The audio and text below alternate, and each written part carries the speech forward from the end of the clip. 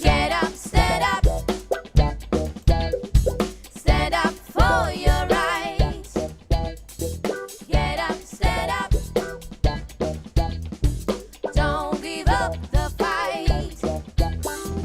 Get up, stand up. Stand up for your rights. Get up, stand up. Don't give up the fight.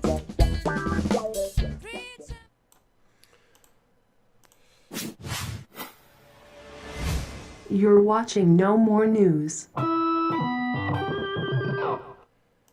Adam Green here with No More News. It is May 7th, 2019, and it's long past due that we stand up for our rights because they're trampling all over them. Where is our line in the sand?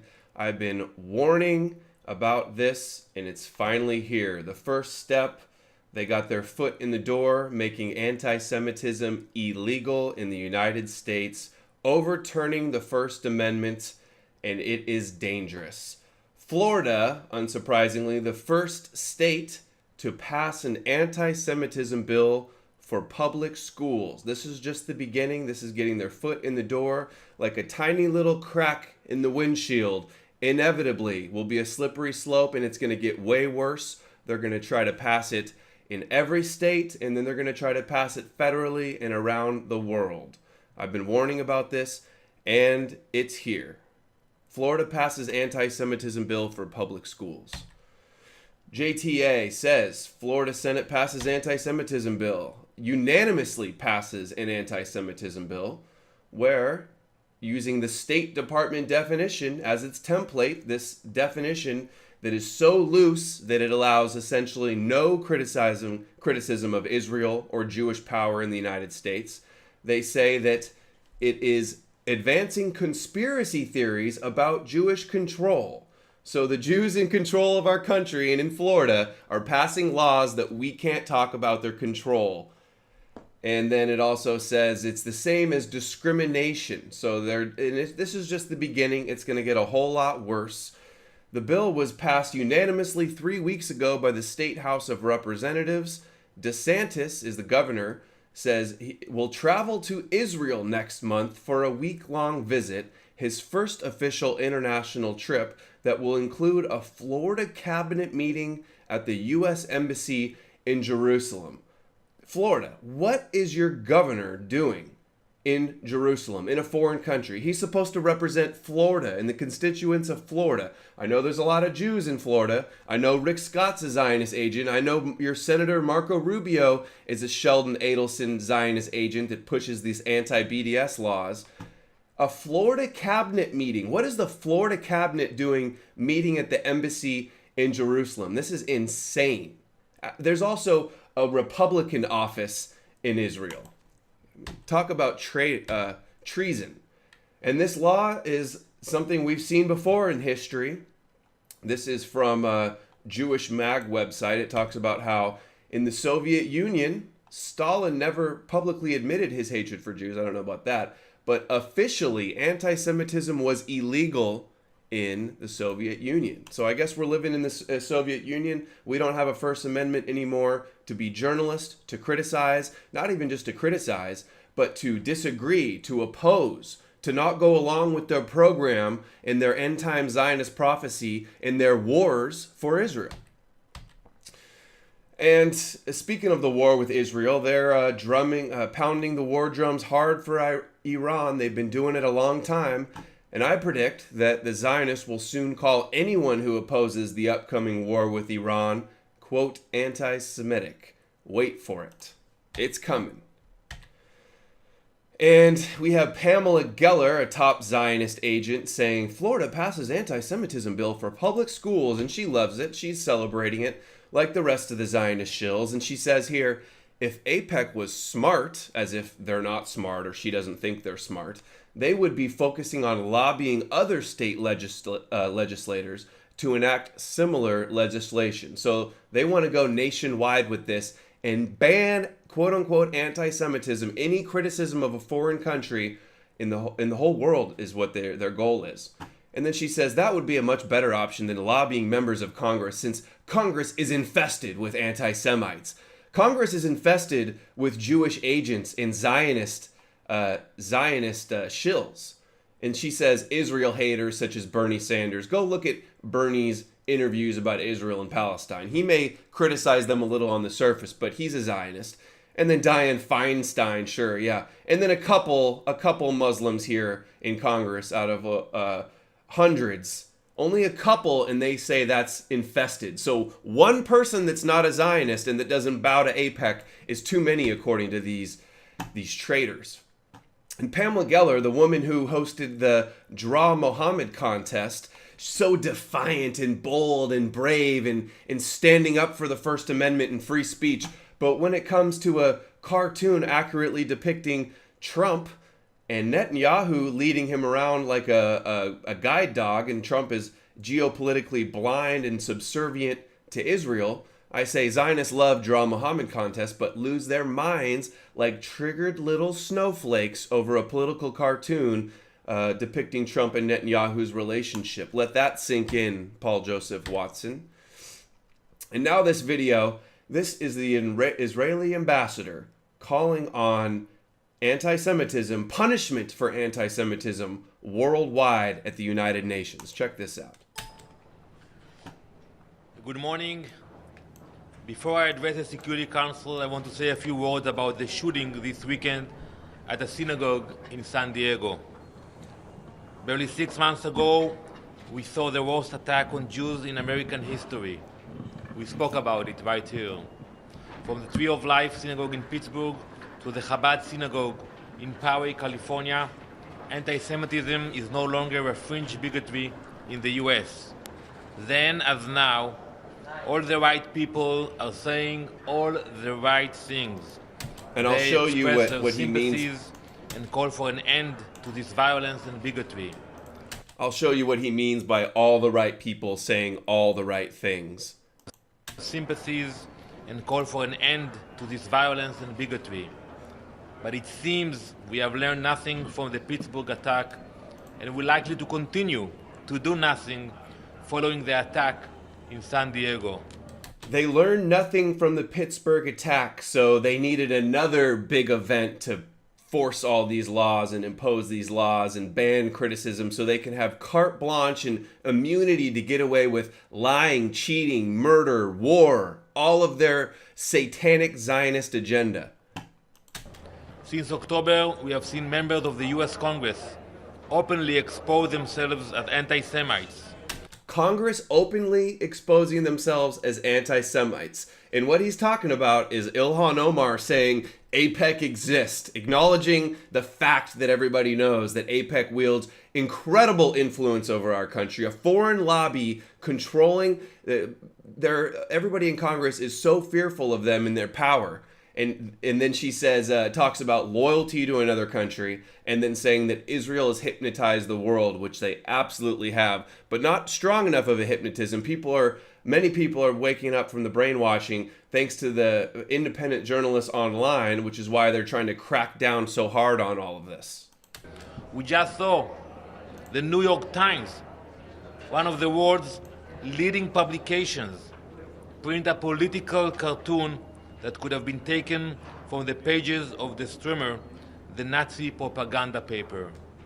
So anybody that criticizes them and criticizes the relationship between Israel and the United States is a Nazi, according to these people. I mean, what is wrong with this cartoon? Trump is blind. He wears the yarmulke. He loves Israel, loves Judaism. He goes and bows to the Wailing Wall with his yarmulke on. And Netanyahu's obviously leading him around everywhere. And what, you can't use a Star of David, the symbol that represents their flag? I mean, this is freedom of speech. This is freedom to be a journalist and to be political cartoons. And they can't allow any scrutiny without losing their minds. And yet, these actions have gone unpunished. They want people that make political cartoons criticizing Israel to be punished legally. I haven't seen the New York Times take anyone accountable for this horrible cartoon.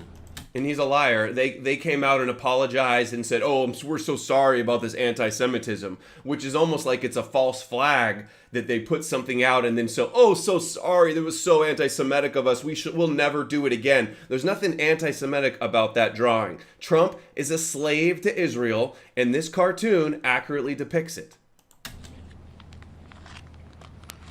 The time for talking and having a conversation is over. What Israel and the Jewish community around the world demands is action. No more talk. They want action. They want laws. And now, it is simple. Those who engage in anti-Semitism must be punished. Those who engage in anti-Semitism must be punished. The Israeli representative at the United Nations calling on the world to punish anybody that criticizes Israel or Jewish power. Not even criticizes, just opposes it. And we know, I've gone over many times what they consider anti-Semitism is anything and everything under the sun that isn't bowing down to them. Whether it's here at the UN, political leaders, editors, policy pundits, or college professors, it doesn't matter. Anti-Semitism should have no place in our society until it becomes criminal. Criminal. No anti-Semitism. They want it to be criminal to oppose them. This is like a slave master not allowing their slave to say anything to them. We are not your slaves, Mr. Ambassador to Israel and Netanyahu and Trump and all these Zionist shills that are going along with this evil, despicable, abhorrent program. This bigotry will persist, it will fester, and it is only a matter of time until it erupts again in violence and bloodshed. It is unacceptable that worshippers should look back while they are praying. So we can't criticize you at all because something bad might happen? How many churches have been shot up? How many churches have been burnt down? How many Christians or white people have been knocked out by the knockout game or murdered for no reason? You can't pass laws for one group of people. That's preferential treatment. What happened to equality and equal protection under the law? You're not a special godly people like you claim to be, and you don't get special privileges. Are you planning or are you talking about action against the New York Times, like legal action, or is it only political action, or what kind of action when you said that it's time for action now? I expect that somebody in the New York Times will give an explanation about this horrible cartoon, because we know that when you have pictures, cartoons, words, demonstrations, it leads to violence and shootings. Words, cartoons lead to violence and shooting. Sure, they possibly could. But what they're saying is that any word that opposes them and any cartoon that is critical of them, they want to prohibit and make illegal and punishment and consequences. This is sick. This is sick that these psychos are trying to get away with this insanity. So it's not about me to decide who is accountable, but I think somebody should be accountable to this horrible cartoon. Ambassador, the New York Times has apologized for the cartoon. Do you not accept that apology? I'm not in a position of accepting or not accepting the apology, but if somebody made a mistake, I think somebody should be accountable. And that's my point about this cartoon. And we have to understand that when you write or when you put a picture, there are consequences for that. Consequences. They want consequences for anybody that speaks against them. How about consequences for you trying to violate our free speech and push us into illegal wars and your whole end-time Zionist prophecy of ruling over us as your slaves? Are we allowed to oppose that, or is that anti-Semitism? And it was a horrible cartoon. What are the consequences? Can you be more specific? How should they be more accountable? Beheaded. I think it's up to the leaders of this important newspaper to decide who made that mistake and how to deal with that. But just to say, what are you expecting the Security Council to do, or what would you like them to do? Well, the Security Council, as I said, we expect them to be open-minded to the peace initiative of President Trump, like we are doing that, and to listen to what I'm going to speak about today, about our rights to the land. Thank you very much. So the West Bank, the annexation is still on the Thank you. table? So you're The welcome West Bank to annexation? enter, to come and hear about our rights to the land, which includes the rights we have in Judea and Samaria. Thank you. Still planning to annex the West That'll be it. Bank? Thank you. So they ask him, do you still plan, like Netanyahu said the day before the election, to annex the West Bank, to take all of the Palestinian land on the West Bank? And he says, oh, yes, because of this shooting, because of anti-Semitism, that you need to listen to us and you need to give us all of Eretz Israel. We fulfill our prophecies. That's what he's trying to do. And then this guy also has been on video famously at the UN saying, it is our land, the Bible says so. Our ancestors wrote in the book that God told them that this is our land. I mean, what about people that don't believe in your Bible, sir? What about the Muslims and Palestinians there that don't give a rat's ass about what you think God told your ancestors thousands of years ago, that this is their land? You think that makes a difference to them?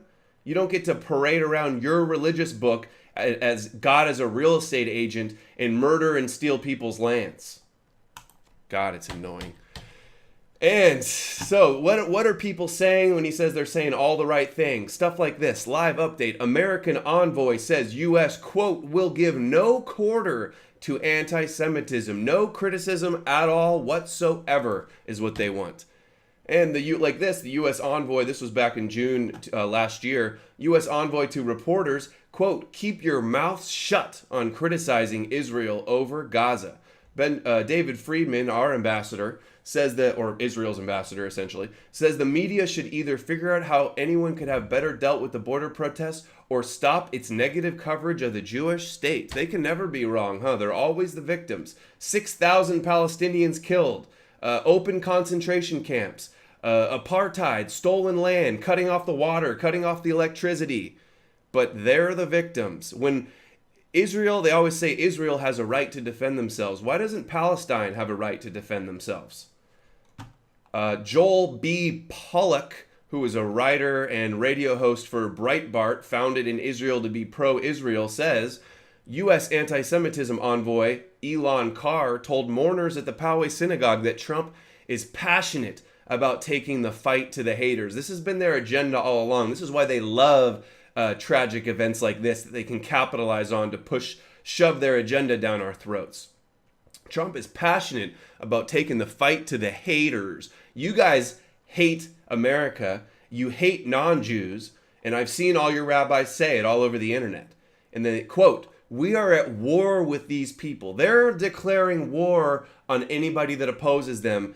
And we have to realize that war has been declared on us. And the synagogue applauded when he noted that included those who hide anti-Semitism under the fig leaf, trying to get biblical, of anti-Zionism. Again, conflating anti-Zionism with anti-Semitism. You can't, and how they say, delegitimize Israel. So saying anything against them is unacceptable in their eyes. And we're going to continue doing it, and we're never going to stop.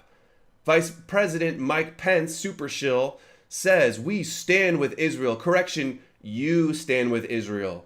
We don't. And we condemn anti-Semitism in all its forms. You see what it means by all its forms? That means anything opposing them, including New York Times political cartoons. And the Pope is on board with this for millennia. The Catholic Church has been opposed to Judaism. They burned Talmuds back in the day, and they kicked them out of France and other countries. But now, since the Vatican II and the infiltration of the cryptos in the Catholic Church, the Pope says, let's pledge to ban anti-Semitism from humanity. It's funny how they say that this is a virus and the oldest hate that's been following them all around the world for thousands of years just because they're Jewish. Yeah, who believes that? Anti-Semitism is a natural response to Semitic behavior. And yes, I know, they're not even really Semites, blah, blah, blah. But the Pope, ban anti-Semitism worldwide, is on board with this agenda. And Jack Posobiec, a proud Zionist shill, says, great to see these two guys. They stopped by One American News Network after attending the National Prayer to discuss ways to fight anti-Semitism around the world. This little fake patriot shill is going along with all this too. And I'm working on my video for Jack Posobiec. So if anybody has any good info on him, send it my way through nomorenews.org. And I don't know who this guy is, but he says there are at least three distinct types of anti-Semitism in the year 2019. White supremacist neo-Nazi, Islamicist, and far-left anti-Zionism. All must be unequivocally condemned. This is not difficult. It's not difficult to see the little trick that you're playing where you say that any criticism, no matter where it comes from, is illegitimate. Doesn't work that way. How about it's just so backwards. Here's Trump talking about declaring war on anti-Semitism shortly after the Tree of Life synagogue shooting. And remember, Trump all the way back in 1983 got an award from these very same Ashkenazi Kabbalah Chabad groups. 1983 received the Tree of Life award. This evil anti-Semitic attack is an assault on all of us. It's an assault on humanity. It will require all of us working together to extract the hateful poison of anti-Semitism from our world. We need an anti-Goyim czar. A czar, a federally funded czar and envoy to stop all the Jewish supremacists that want to dominate the world and enslave us according to their biblical prophecies when their Moshiach comes. How about we need that? This was an anti-Semitic attack at its worst. The scourge of anti-Semitism cannot be ignored, cannot be tolerated, and it cannot be allowed to continue. We can't allow it to continue. So what they do is they take a murder, somebody goes and murders some people, and then now tries to say, conflates that with any criticism at all. We've seen the definitions of what they consider anti-Semitism, so that they can't allow any criticism at all. And I've been saying it over and over and over again, making myself sick, but now it's finally here. We got it. The Florida bill, this is the beginning. This is only the beginning. Just like BDS, 26 states, now they're trying to pass it federally. You can't boycott a foreign country, even though Israel and their agents, an Israeli national just is the one that pushed these new sanctions on Iran to try to provoke them into war. Sanctions are a form of warfare. They did the same thing to Iraq. They're trying to provoke them into attack. Now, Guardian of Israel Award recipient John Bolton is sending over aircraft carriers to send a message. Prepare yourselves for a false flag, guys. It's coming. In this war, they are going to get this war because they've never had a more pro-Zionist president than Trump. They're not going to let him get out of office and lose power without building that temple. He's the builder. He's their Cyrus on the coin, and starting their big war with Iran, the final domino to drop that they've wanted since before 9/11, since Netanyahu and all of his Likudnik Zionist extremists have been planning this war so they can emerge as a world leader. It must be confronted and condemned everywhere it rears its very ugly head. Anti-Semitism must be condemned and confronted everywhere, in every shape of form, zero tolerance, forcefully, all these language that they're using, it's so apparent of what they're trying to do. We must stand with our Jewish brothers and sisters to defeat anti-Semitism. Chabad rabbis don't consider us brothers and sisters. They consider us inferior, subhuman, cattle. Their divine and their souls are with God. Ours are lower, and we only have 3. They have 5. You've seen all the stuff. I've covered it in the other videos. So don't give me this "they consider us their brothers" crap. And vanquish the forces of hate. That's what it is. They hate us. Through the centuries, the Jews have endured terrible persecution, and you know that. We've all read it, we've studied it. As the proverb says, they'll always tell you what's been done to them, but they won't tell you why. And again, we've all read it, we've all studied it. Yeah, they've indoctrinated us forever through the schools, and I'll get more into that a little bit later in this video, so that you can guilt trip, victimhood, so that nobody dares say anything about them. They've gone through a lot, and those seeking their destruction, we will seek their destruction. They try to to portray themselves as the victims and that they're just defending themselves and fighting back. But this is problem, reaction, solution. This is a war on non-Jews. This is a war on people that oppose their Zionist agenda. And they're the aggressors. They don't have the moral high ground. We do. Now, when you have crimes like this, whether it's this one or another one on another group, we have to bring back the death penalty. They have to pay the ultimate price. Now he's invoking the death penalty for anti-Semitism. Noahide laws, much? Ask Dr. Brown. They have to pay the ultimate price. They can't do this.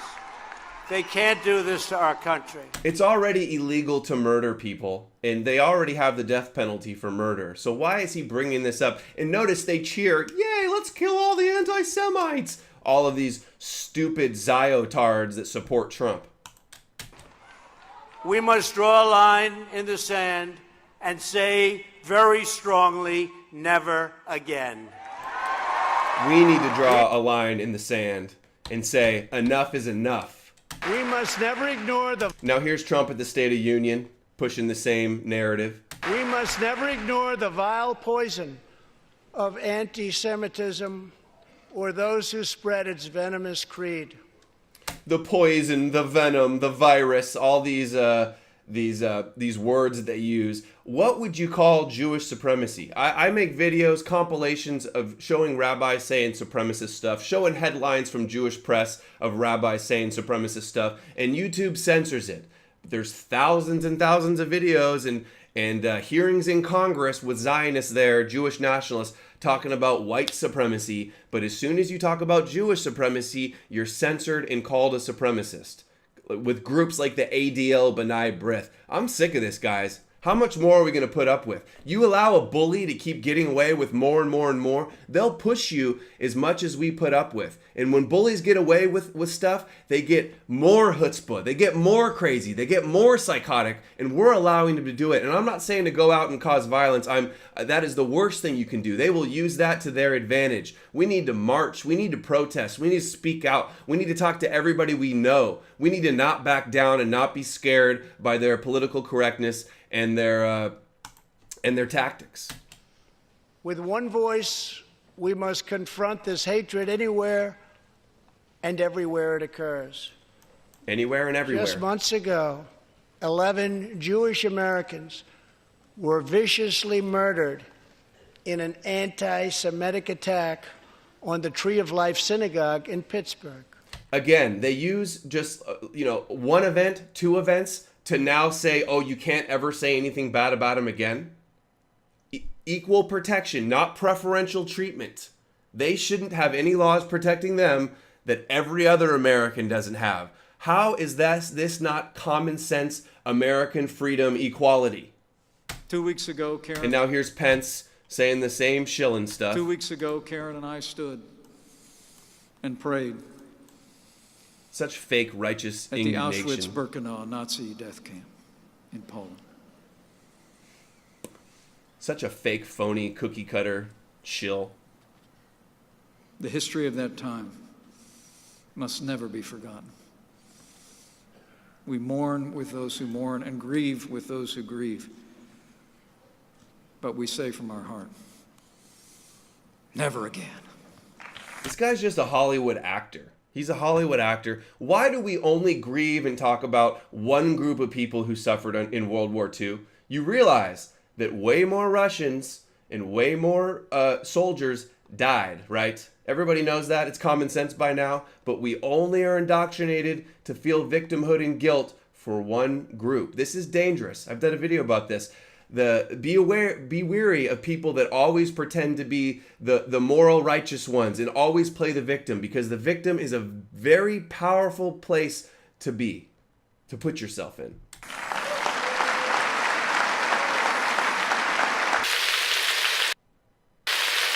And this is at CPAC, where I did the headline, Israel is an applaud line, where they had Build Israel Great Again hats everywhere and all these panels about protecting Jerusalem. To think 1% of the country, or 1 to 2% of the country, has all of this influence over one of the two major parties, and now they're passing laws that we can't even talk about their control. I mean, it doesn't get any more dangerous than this, guys. This has happened time and time again throughout history. You wonder why they've been kicked out and persecuted all over the world? Maybe because they keep taking over and then controlling everything and doing messed up stuff. Have you ever considered that?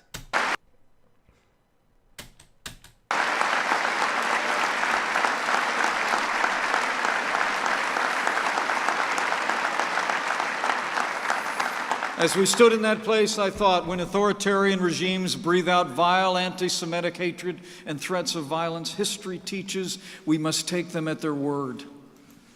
Anti-Semitism is not just wrong, it's evil. Anti-Semitism must be confronted wherever and whenever it arises, and it must be universally condemned. Confronted anywhere and everywhere it arises and universally condemned. I mean, how many examples? I've shown enough examples now that you get the point, right, guys? They are trying to crack down 100%. They're going to make it illegal, and probably Trump already invoked the death penalty for anti-Semitism. Expect it to get a whole lot worse. Like I said after the synagogue, the first synagogue Tree of Life shooting, just wait until they have another attack. What they're going to try to do. And they'll do more and more. They'll sacrifice their own. They'll stage stuff. They'll do hoaxes. Or they'll just keep pushing and cracking down until people start snapping, and then they'll use that to their advantage too. It's part of the plan.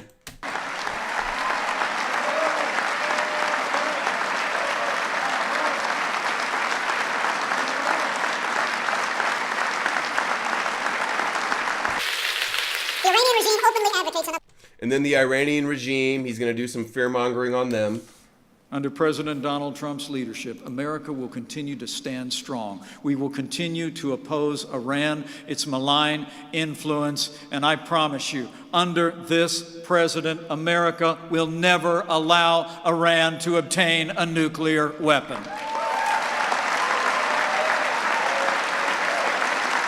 Meanwhile, Israel has illegal nukes they stole from the United States. They won't sign the proliferation agreement, and they won't even acknowledge it. When anybody asks them, it's well known they have all the nukes, but whenever anybody asks them, they go, "Oh, we're not going to say." But we all know about the Samson option, where they have their nukes pointed at everybody at the world, and they will blow up the whole planet if they feel threatened.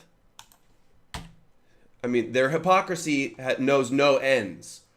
They're the double standard hypocrites. I called a guy on Twitter, a guy on Twitter the other day, a hypocrite, and he goes, "You're a Jew hater, and you curse us, and you're going to be cursed, and your soul is going to burn." This is the type of mind control tricks and curses they try to use on the non-Jews. And it frustrates me so much that all these Christian Zionists fall for these lies and this crap.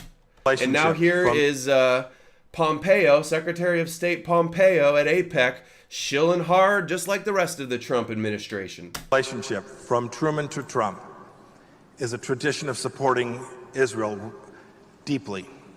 And I think about that every day as I serve as America's Secretary of State. The America First MAGA Secretary of State thinks every day about protecting Israel, about protecting a foreign country, and we're not allowed to talk about where their allegiance lies. Imagine that. And then Pompeo also said recently when he was visiting Netanyahu right before his re-election as a little gift, going to the wall, going to the underground synagogues and signing their names away to the devil or whatever, he says, "Oh yeah, God was sent here to protect Israel, to protect the Jews." What could an America First MAGA platform want more than a president that's protecting a foreign country? I am deeply worried about an old threat that is reemerging to Israel and Jews all around the world, the threat of anti-Semitism. It's a cancer metastasizing in the Middle East, in Europe, and indeed, sadly, here in the United States as well. In Britain, the Labour Party's tolerance of anti-Semitism in its ranks is a national disgrace. You're a disgrace. You're a national disgrace, you fraud. Oh, the whole world is anti-Semitic. We have to protect them and make it illegal to hate them. What kind of people are so disgusting and awful that they get kicked out of 100 countries 100 times throughout history, and then they have to pass laws to make people not hate them? Jews are under attack. The incidence of anti-Semitic attacks in Germany is also on the rise. Fake statistics. Indeed, hate crimes against Jews in this country have risen by 1/3 since 2017. ADL fake statistics. They do false hoaxes on themselves. I covered. There was 2 big ones this week. All the cemeteries getting vandalized. All the backwards, upside down swastikas. All of these fake bomb threats that Israeli called in, thousands of them. They all pad the stats to make it seem like this is increasing. Although I do agree. Also, the left always tries to try to blame the right in Trump for anti-Semitism supposedly rising. Maybe anti-Semitism, quote unquote, is rising. It's not because of Trump. It's because people are realizing that Trump is such a sold out slave to Israel. That's going to make Americans mad. And that's going to make people around the world mad, this thing that keeps perpetuating. We don't have to go far but to consider attacks on the Orthodox Jewish community in Crown Heights, Brooklyn over this past year. And none of us will ever forget the 11 Americans murdered while praying one Shabbat morning at the Tree of Life Synagogue. May their memories be a blessing to all of us. So they're gonna use their memories to bless them and push through their agenda, is what he's just said. Every decent human being has the responsibility to fight anti-Semitism. It's an affront to religious liberty. It denies the rights of Jews to worship their God. It attacks what it means to be Jewish, ethnically and religiously. But Americans have a special responsibility to combat this scourge, because religious freedom sits at the core of our founding. It's in our Bill of Rights. You know what else is in our Bill of Rights? The First Amendment, where we're allowed to think and say whatever we want as long as it's not calling for violence, is like the rare exception. Or, defamation if it could be proved in court. So don't pick and choose which Bill of Rights you like to support, okay? We have the right to criticize Judaism if we want to. We can criticize Israel if we want to. And none of your shilling and your ridiculous laws you try to pass are ever going to change that. As the very first freedom, it's the essential freedom upon which all others that we enjoy here in America are built. And it's because I'm a champion of that religious freedom and because I'm an American that I'm here today to tell you the United States stands with the Jewish people and Israel in the fight against the world's oldest bigotry. This bigotry is taking on an insidious new form in the guise of anti-Zionism. It's infested college campuses in the form of the boycott, defest, and sanction movement. It's discussed in our media. Oh my God, discussed! How dare they discuss boycotting Israel? I mean, we can put sanctions on any other country that Israel wants us to, but oh my God, they're discussing it. Oh my God, college students and professors are discussing and criticizing Israel. We can't allow it anymore. We have to get rid of BDS, make it illegal. This is so insane, guys. Supported by certain members of Congress, I suspect none of whom are here tonight. I'll never support somebody that goes. Now, don't get me wrong. Criticizing Israel's policies is an acceptable thing to do in a democracy. It's what we do. Oh, sure it is. But criticizing the very right to exist of Israel is not acceptable.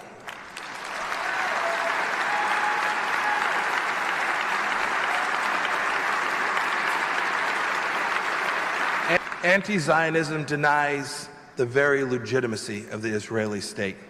Zionism, the Israeli state is only the first step, as I've said before.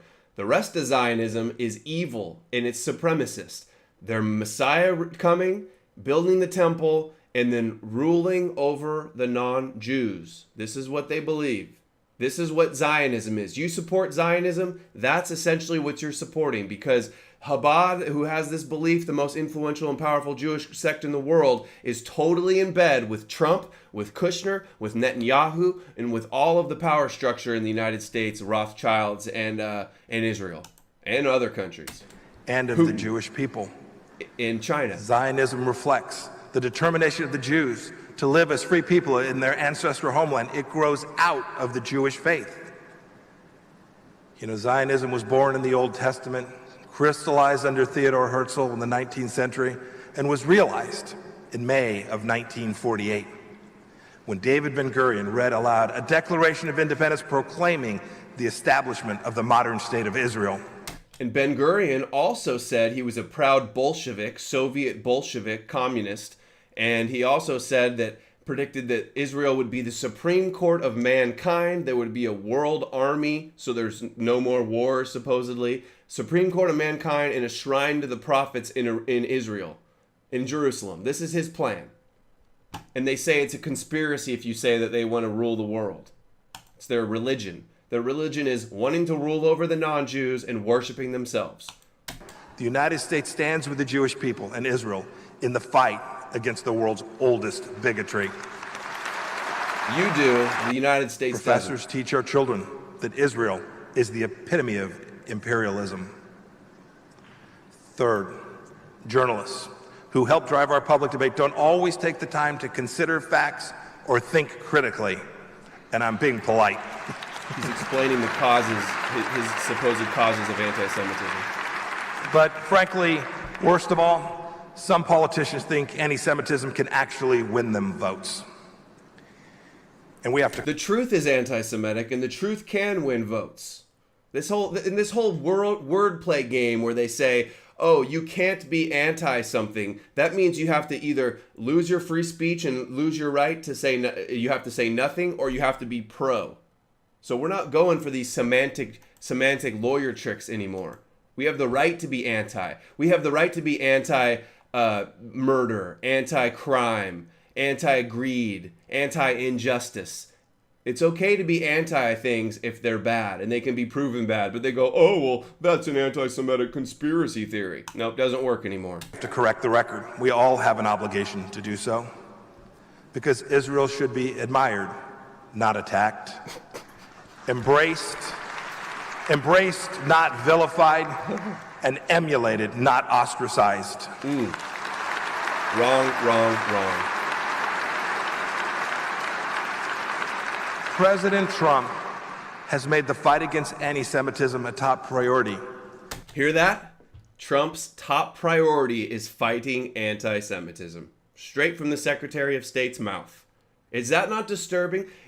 He ran on an America First platform, and his first priority, or not his first priority, but his main priority is protecting Jews and protecting a foreign country. This is sickening. You can see it in our actions. In June, we left the fever swamp of the UN Human Rights Council, which since its creation has adopted more resolutions condemning Israel than all other nations combined. So they just leave. They leave the UN, they leave UNESCO, and the Sanhedrin and Chabad and Israel wants to get rid of the UN so they can have a new UN, a new world order from Jerusalem, like Ben-Gurion said. At the State Department, I reinvigorated the position of Special Envoy to monitor and combat anti-Semitism. And we have a real fighter in that role, Ilan Carr, who I'm so proud to have on our team. Ilan Carr, I did a video about him recently. It's seen here. Anti-Semitism czar press conference analysis. Ilan Carr there. He got $100,000 from Sheldon Adelson, one of the puppet masters that donates to Trump and donates to Netanyahu. In part 2, Chabad and Noahide laws exposed. Last year, it was my honor to host the first ever religious freedom ministerial at the State Department. I'm proud to say we will do it again in July. On March 15th, just a few days past, I took action to deter the lawless International Criminal Court from targeting Americans and Israelis alike. Just protecting Israel from the whole world hates Israel. The whole world condemns the illegal settlements with resolutions, and Israel just vetoes at the UN over and over again for them and protects them and pulls out, letting a little tiny country boss us around is just, it's embarrassing. It's embarrassing and it's shameful.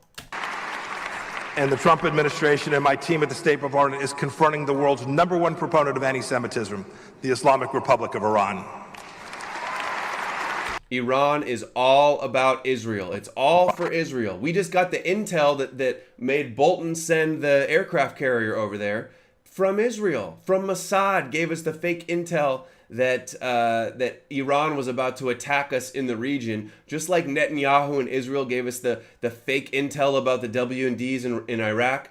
And then Netanyahu and Ehud Barak and all the Zionist neocons, AIPAC bragged that getting us into Iraq was his biggest accomplishment. It's all for Israel. All these wars, all this debt, making America hated around the world for these wars and putting Americans' life at risk from real terrorism, for people desperately trying to fight back against their families being murdered, putting us in danger, all for Israel. You've seen it, not just in promises the president made, in our actions. We pulled out of the incurably flawed Iran nuclear deal, which put more than $100 billion in the pockets of the Ayatollah and funded the Islamic Republic's violent quest for regional domination. Yeah, they pulled out of the deal. Netanyahu brags that he got Trump to do it. Netanyahu also brags that he got Trump to name them as terrorists and to put the sanctions on them. But then when somebody does a cartoon that Netanyahu is leading Trump around, they lose their minds that it's the most anti-Semitic thing they've ever heard. Now here's Netanyahu pushing this anti-Semitism crap some more on CNN. Anti-Semitism in Europe is nothing new, but the results of our survey are still quite striking. More than a quarter of Europeans believe that Jews have too much influence in politics and finance. 20% believe that anti-Semitism is a response to the everyday actions of Jews. Look, there are old tendencies that have to be fought. They keep coming back. It's like, I describe anti-Semitism as like a chronic disease. How about Semitism and Judaism as a chronic disease? Have some self-awareness. How about don't project and blame everybody else and look at what's in your own backyard first. It can be fatal if you don't challenge it, and it can be contained and reduced if you do. That's what I expect governments and leaders to do, and most of them actually do it. Because I think anti-Semitism is an ancient disease, and when it rears its ugly head, anti-Semitism and anti-Zionism, anti-Israeli conflating all the same things. And here's the little like Kudnik Zionist puppet who gets the big job at the New York Times to write her stupid opinion pieces, and she gets the big book deal to write about anti-Semitism. Here she is on The View saying that, oh, the left and the right, we can't allow anybody to criticize Israel. Well, I would say for the past decade or more, I've been watching, as all of you have, the rising anti-Semitism across Europe. Cemeteries being defaced. Right. I am now worried that what we are seeing in Europe could be coming here, and that's for a few reasons. The main one of which is the fact that conspiracy-minded thinking, the idea that they're Jews are a secret power that control the world, something that we see both. So they don't have any power, but they're passing laws that we can't talk about their secret power. And of course, this girl, when nobody's ever heard of her before, gets invited on Joe Rogan, proving his relationship with Alex Jones going back decades. Check out Matthew North's great channel for info exposing Alex Jones as well as Joe Rogan. Both on the right and the left is rising. And in a politics where there's no healthy middle ground, where there's no center. So the left and the right is against Israel, and it's only the middle ground, the center, the people that go along with Israel, those are the only good ones, according to her. And where the lunatic fringe is rising on the left and on the right, you kind of have a perfect storm. Mm-hmm. On the right, you have the far right saying the Jews aren't white and Christian enough. Alt-right, please. Alt-right, please. Alt-right, excuse me. And on the far left, you're hearing them say that Jews sort of have no place in American politics at the moment, and that is not a good situation on the right, for anyone. Isn't it mostly coming from Muslims on the left? No, on the left, it's also coming from people who try and claim that their criticism is just about the state of Israel, when it's really not about criticizing Israeli policies. It's about saying that if all the flawed states in the world, And then she gives the double standard argument. How many different ways can they try to say that there's no valid, legitimate criticism? We are justified in our criticisms, dear.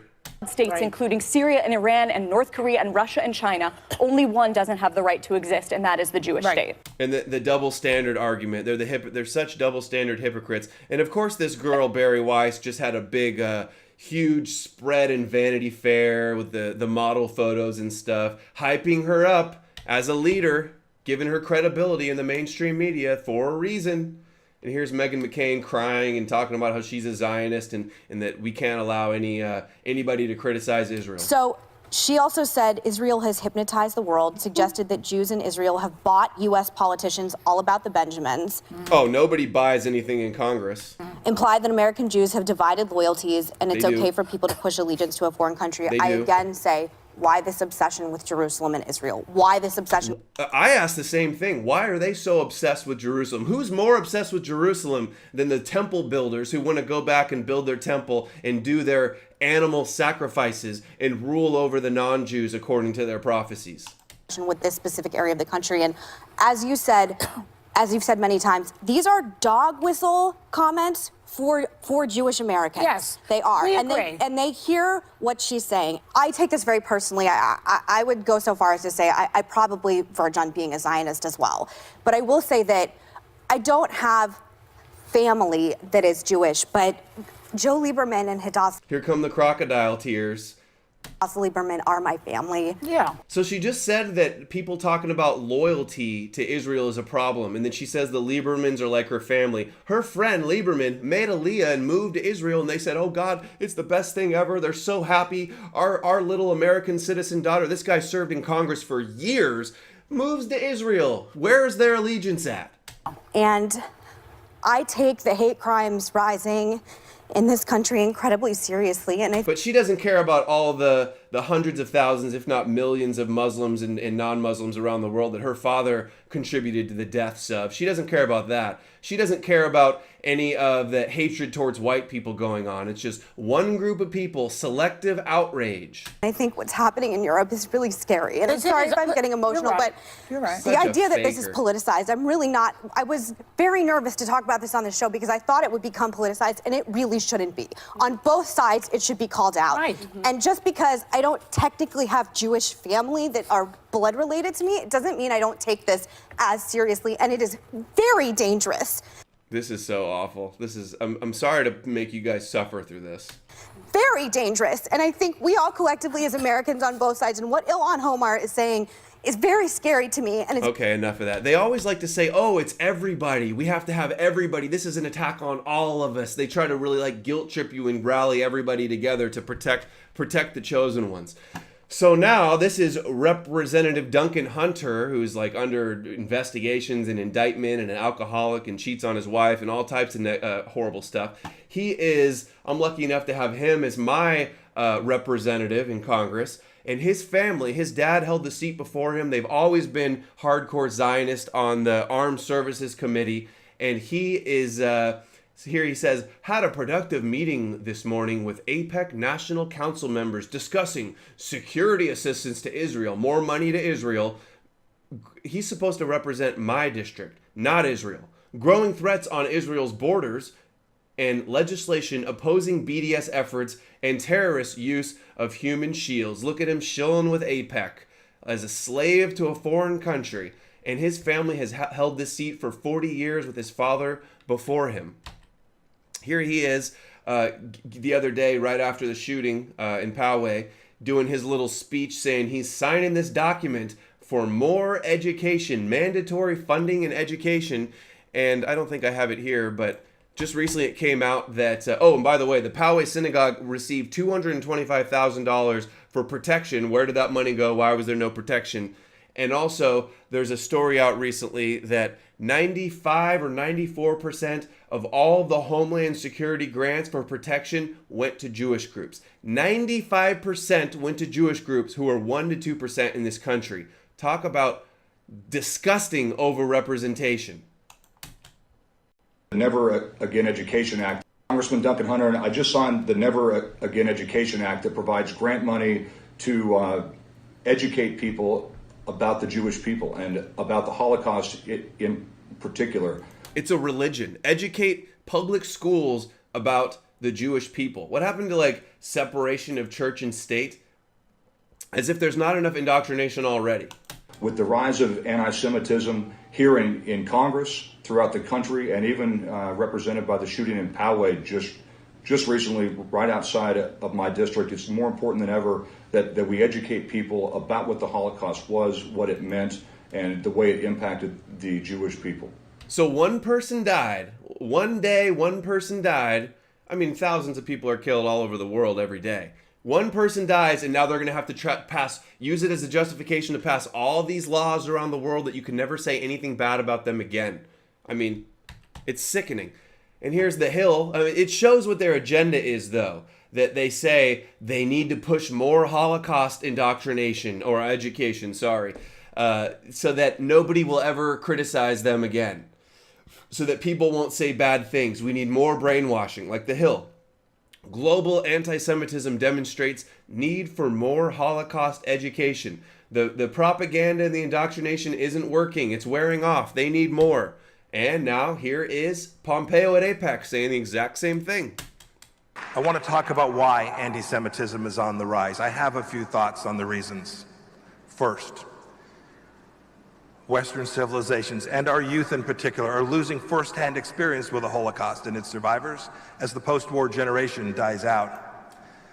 I saw that clearly and thought about it on my most recent trip to Israel when I visited Yad Vashem.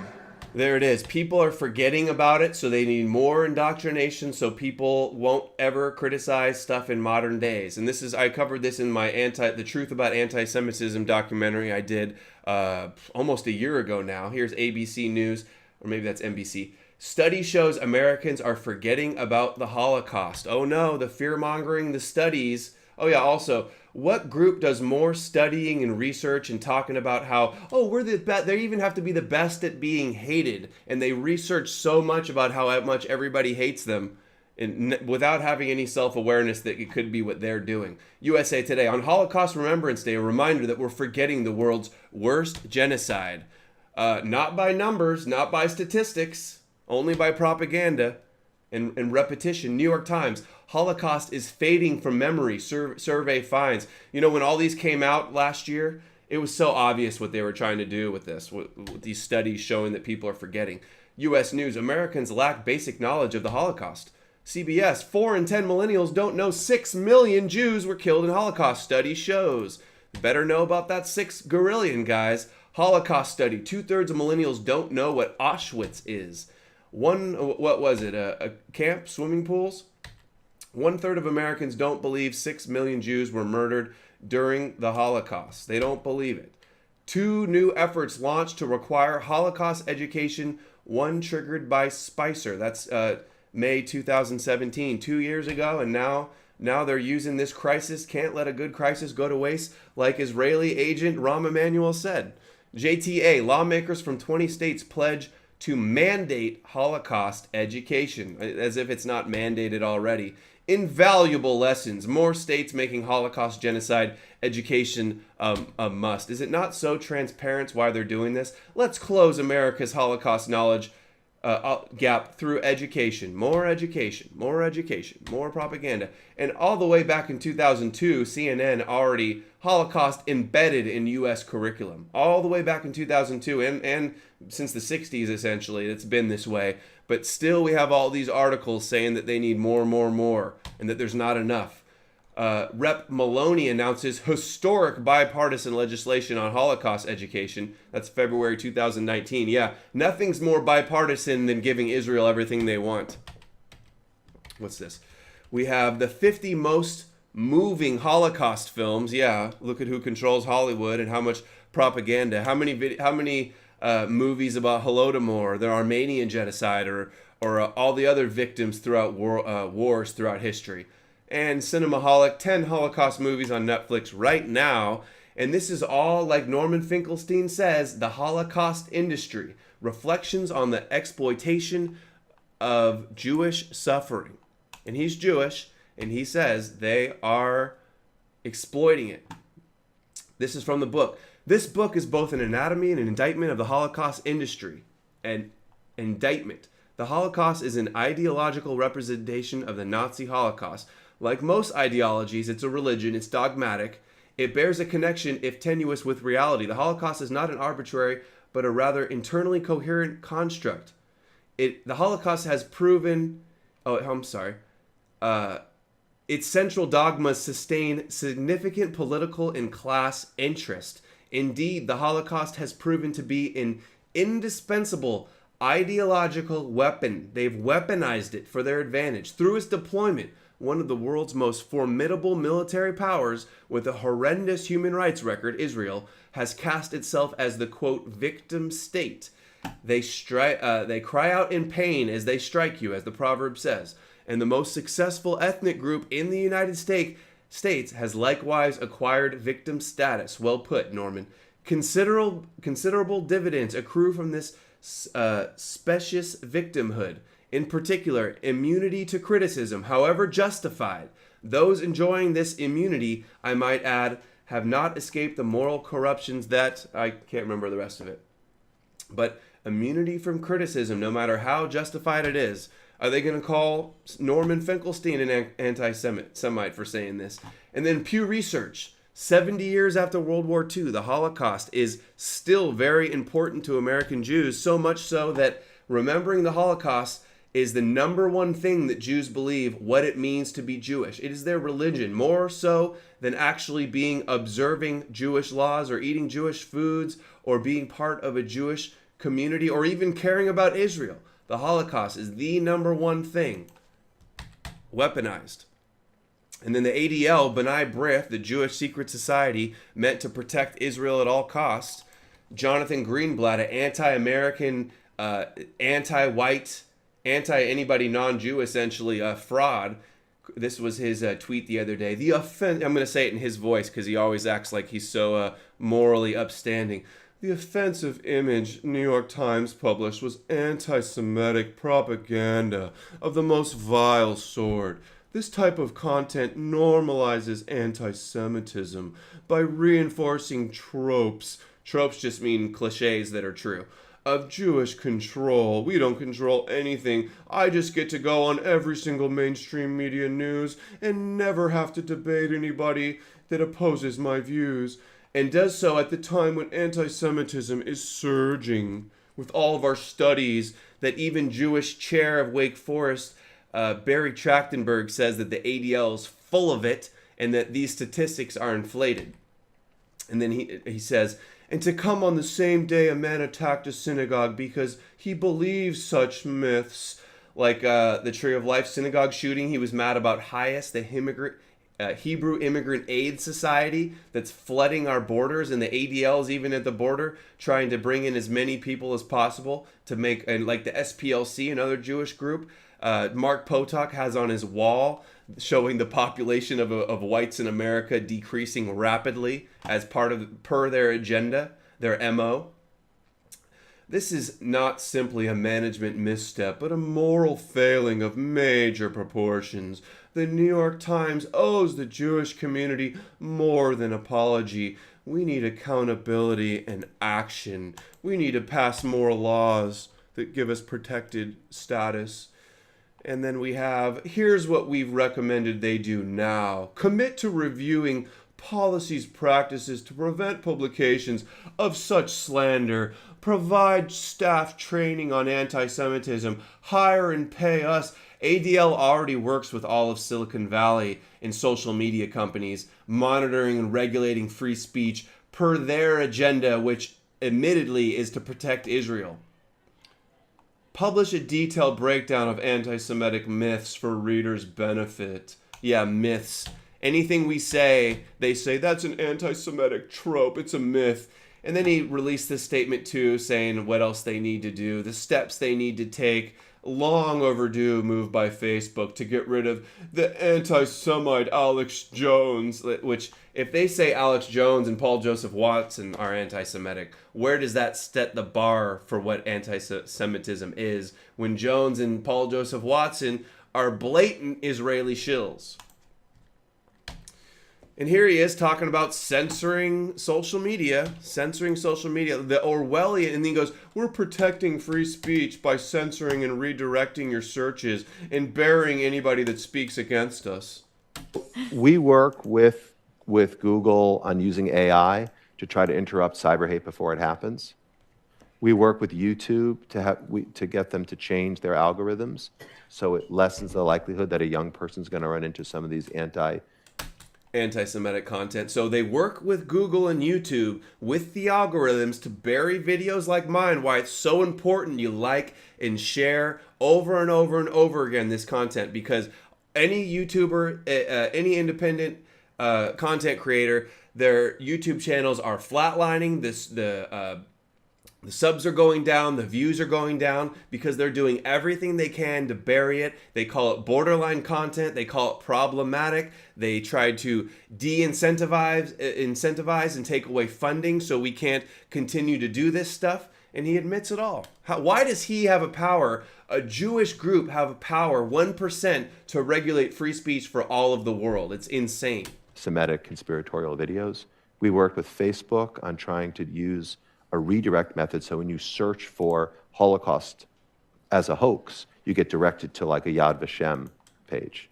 So even people, the free association of ideas that want to go out and research a specific thing, it redirects to their big weaponized propaganda. I mean, guys, the line in the sand has been passed. How much more are we going to put up with these tyrannical, authoritarian psychopaths? Serious question. So there are different ways they can tweak their algorithms and adjust their products so they think not only about free speech. That's free speech, guys. Tweaking it and burying it and redirecting to their information. That's free speech in this beyond Orwellian clown world we're living in. Not only protect a user's right to free speech, but protect a user's right to not be harassed or hated. A right? You don't have a right to not be hated. I'm sorry, but that's just the way it is. You don't have a right to be hated. And they use this language like, oh, the Jewish people need to feel safe. Everybody has the same right to feel safe. You don't get to make one people special privileges so they feel more safe than other people. I mean, this is common sense. I don't even know why I have to say this stuff. They have done some good things to deal with very specific cases by taking swifter action when people perpetrate online bullying or online harassment. And then he goes in to talk about kids and bullying and stuff and just conflates it all. So here's anti-Semitism czar Elon Carr talking about how proud he is of his new role, pushing all this stuff. I'm Elon Carr. I'm the United States Special Envoy to monitor and combat anti-Semitism.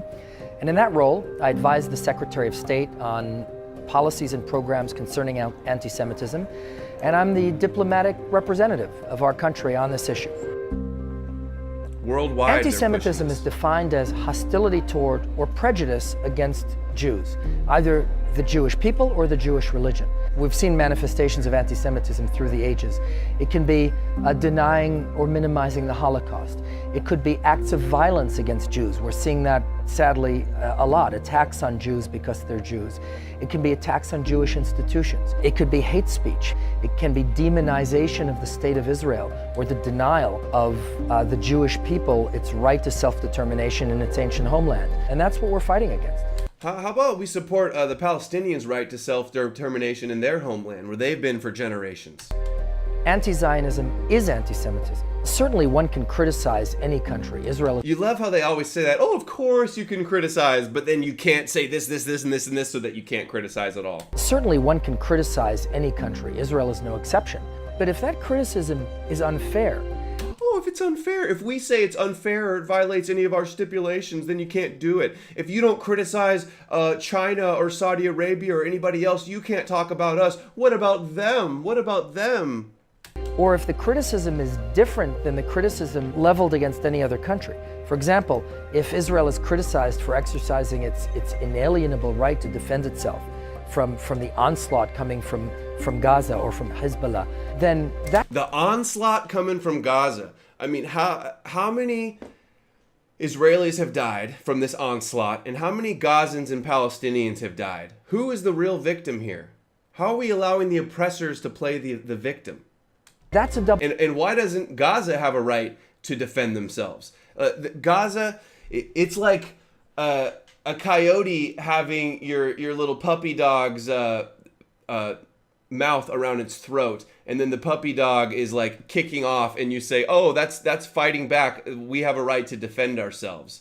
I mean, the double speak and having the cake and eating it too is just, it's sickening. I don't know how these people get away with this. Double standard.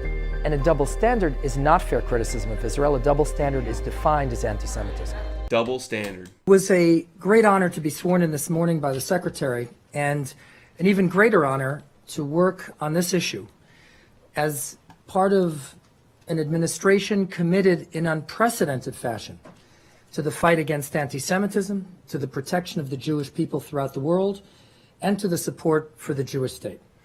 Trump is committed to protect Jews in an unprecedented fashion, to protecting Jews around the world.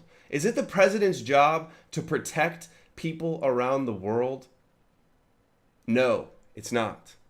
It's not. It's to defend the American citizens and defend the Constitution. Fashion. To the fight against anti-Semitism, to the protection of the Jewish people throughout the world, and to the support for the Jewish state. Support. Support. It's not the president's job to support foreign countries. And our priorities as we go forward will be to address the growing attacks against Jewish communities that we're seeing throughout many parts of the world. A recent survey shows that nearly 80% of the Jews of Europe regard anti-Semitism as a growing problem in their country. Well, when you repeat it on the news over and over again, and when they consider any criticism at all anti-Semitism, of course they're going to say it's going up. I don't care what you have to say. We are going to focus relentlessly. Focus relentlessly. God, this language is just sickening. On eradicating this false distinction between anti-Zionism and anti-Semitism. The Secretary could not have been clearer. He stood before 18,000 activists at the AIPAC Policy Conference just 2 weeks ago, and he declared, I quote, "Let me go on the record, anti-Zionism is anti-Semitism." So friends, let me go on record. Anti-Zionism is anti-Semitism. No, it's not. It's valid criticism. We're almost done here, guys. A couple more clips. And the ZOA celebrated when he got in, and we can see why. And this has been the narrative they've been pushing for a while. Anti-Zionism is anti-Semitism. All over the media. Netanyahu getting Macron to say it, getting the Pope to say it, getting Trump to say it, saying it at CPAC with their panel. Why anti-Zionism is a form of anti-Semitism. Just shoving it down our throats over and over. Anti-Zionism is anti-Semitism. No, it's not. That will be our rallying cry as we go forward to fight this ancient scourge that sadly is on the rise today and must be combated. And we're very proud that this department and this administration is focused in unprecedented fashion on doing that. Thank you. So an individual has a right. So he's just like going through the motions. He doesn't even believe this crap. You guys can watch the rest of these clips. It's getting long, so anti-Semitism czar is the video where I go over all that. And then also make sure to check out and share Chabad and Noahide Laws Exposed. Very important video I did a few weeks ago. Let's see, what else do we have here? Okay, and right after Ilhan Omar dared to acknowledge that AIPAC existed, the House in Congress unanimously voted to condemn anti-Semitism. And listen to the language that they use. All the same type of stuff. Zero tolerance in any shape or form. And this righteous indignation, they just use, they capitalize on one event with their selective outrage and all the focus to shove their agenda down our throats. Mr. Speaker, we should all be alarmed by this international trend. No one should be forced to live in fear of violence or be deterred from participating in their faith community. Nobody should live in fear of violence. I get death threats. I got Zionists threatening me and saying crazy stuff. I watch Mossad on Netflix about how they murder people without even blinking an eye, how they have hit squads, how it's like by any means necessary. By deception, they'll do war. I don't feel safe. I don't feel safe. I don't have protection. I live in a state where it's you're not allowed to open carry. I'm threatened. I don't feel safe. Do I get laws that protect me and make me a special privileged class? No, I don't. The United States must remain a global leader, not only in speaking out against anti-Semitism, global leader, but in holding those who enable those vile beliefs accountable. Hold anti-Semitism accountable. You hear that? They want us to hold anti-Semitism accountable, and you've seen in past videos what they qualify as anti-Semitism. And this idea of doing it around the world, Trump passed a bill already, the European Anti-Semitism Act, And it has all the same definition that comes from this Holocaust group where no criticism is allowed. And think about it. America is doing all they can. It's like America pushed the war on drugs on the whole world. Policing the world and protecting Israel from critics all over the world. That's what our politicians are obsessed about doing. Language to H.J. Res. 37 that affirms that it is in the national security interest of the United States to combat anti-Semitism around the world. Combat it around the world. Now, they always love to use this excuse that it's our national security. You can justify anything with national security. Now they have to, he's even looking down going, whoa, this is shameful. Whoa, what are they saying? Around the world? It states that we must make combating anti-Semitism a priority in all of our diplomatic relationships. Priority in all diplomatic relationships. Are you guys as disturbed as I am? And we need to ensure that Jews around the world feel safe in their communities. How about you can't ensure that everybody feels safe. Why only one group gets to be ensured safety? You don't ensure safety in a free world. Tragedy happens, evil things happen. I want to feel safe from the Zionist agenda. I want to feel safe from not having some Iranian American get mad when we destroy their country. I want the same protection that they're trying to give Jews. How about that? Am I allowed to ask for that? Mr. Speaker, the attack in October last year against the Tree of Life Synagogue in Pittsburgh was a devastating assault on the Jewish community. By inflicting violence on a neighborhood's congregation Shabbat morning service, the gunman sent a bone-chilling message. Even in 2018, hate-filled individuals will attack Jews simply for being Jewish. The Anti-Defamation League believes that this is the deadliest attack on the Jewish community in the history of the United States of America. ADL has no credibility. This tragedy is merely one part of an upsetting development that has emerged in recent years, a resurgence of anti-Semitism around the globe. The Anti-Defamation League reported a 60% rise in anti-Semitic incidences in the United States from 2016 to 2017. If this resolution is going to move forward, it should do so while making a strong statement that the United States has no tolerance for anti-Semitism. No tolerance. You hear that? And see the definition of what they say is anti-Semitism. Zero tolerance for any criticism at all whatsoever is what they're saying. Zero tolerance, punishment, consequences. Do these words not disturb you? I urge all members to stand in solidarity with Jews around the world and support the motion to recommit. Thank you, Mr. Speaker. And then liberty is lost to a standing ovation. To a thunderous applause, we lose our rights. Yes, I rise in support of this resolution. One thing the left and the right can agree on, anti-Semitism and being pro-Israel.